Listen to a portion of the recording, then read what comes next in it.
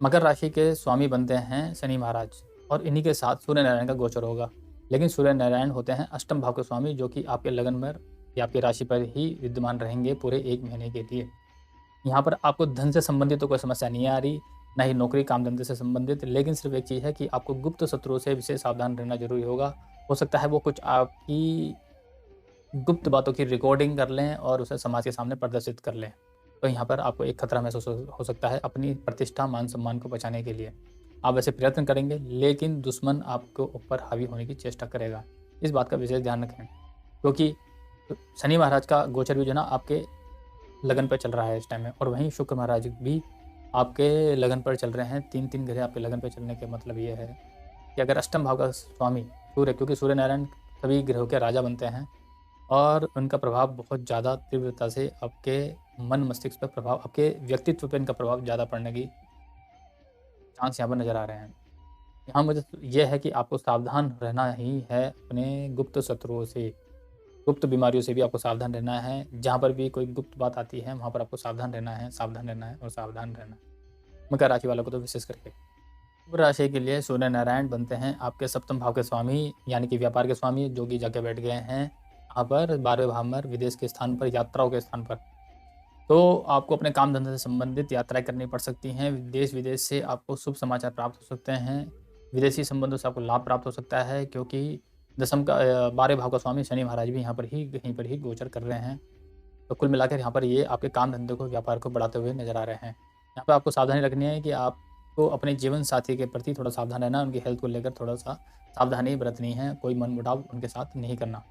उनकी सलाह के साथ आपको कार्य करना चाहिए। उनकी सलाह ले लीजिए, उसके बाद उनसे कार्य कर रही है।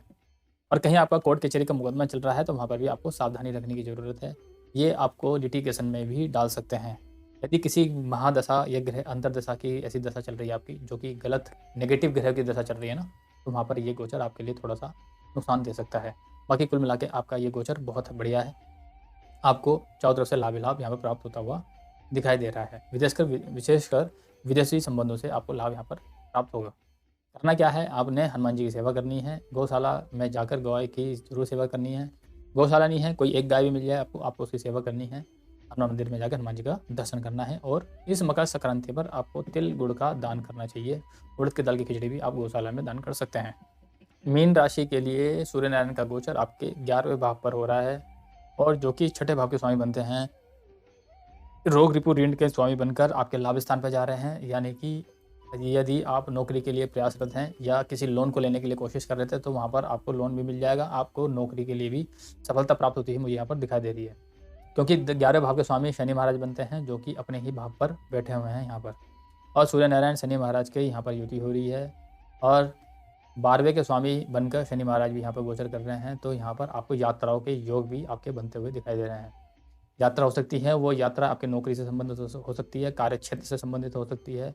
कुल मिलाकर ये गोचर आपके लिए कार्य से संबंधित तो चारों तरफ से लाभ ही लेके आ रहा है। और आपका सोशल सर्कल का दायरा, यानी कि सामाजिक दायरा आपका बहुत ज़्यादा बढ़ने वाला है। यहाँ पर बहुत सारे लोग आपको जानेंगे, पहचानेंगे। आपके काम की एप्रिसिएशन मिलेगी, आपको लाभ प्राप्त होगा हर प्रकार से। प्रशंसा लोग आपकी करेंगे। कुल मिलाकर ये गोचर आपके लिए ठीक है। सिर्फ सावधानी ये रखनी है, अपने खान पान पर नियंत्रण रखना है, अपने बड़ों की बात माननी है। कोई भी कार्य करें अपने बड़ों की सलाह से ही काम करें। बड़ी बहन, बड़ा भाई और अपने बड़े लोगों से जितना आशीर्वाद ले सकते हैं उतना ही ये गोचर आपको लाभ प्राप्त कराएगा। मित्रों से भी आपको लाभ प्राप्त होता हुआ यहाँ पर नजर आ रहा है। कुल मिलाकर सब प्रकार से ठीक है। और अधिक लाभ लेने के लिए आपको मंगलवार, शनिवार को हनुमान जी के दर्शन जरूर करने चाहिए। हनुमान जी के शरण में रहना चाहिए और गौ माता की सेवा भी आपको करते रहना चाहिए। इस मकर संक्रांति पर आपको सुबह 9 बजे से लेकर, और माफ़ कीजिएगा, आप 7 बजे, सुबह 7 बजे से लेकर जब सूर्य उदय होता है तब से लेकर और 9:15 के बीच में कभी भी आप तिल, खिचड़ी, गो उसका दान कर सकते हैं, उड़द की दाल का। ये गोचर आपके लिए लाभप्रद होने वाला है। ये जो गोचर है ये सूर्य नारायण का गोचर है। और जो ग्रह आपस में यहाँ पर सर्कुलेट होते हैं, एक राशि से दूसरी राशि में इनका गोचर होता है, उसके लिए अलग से वीडियो बनाई जाएगी।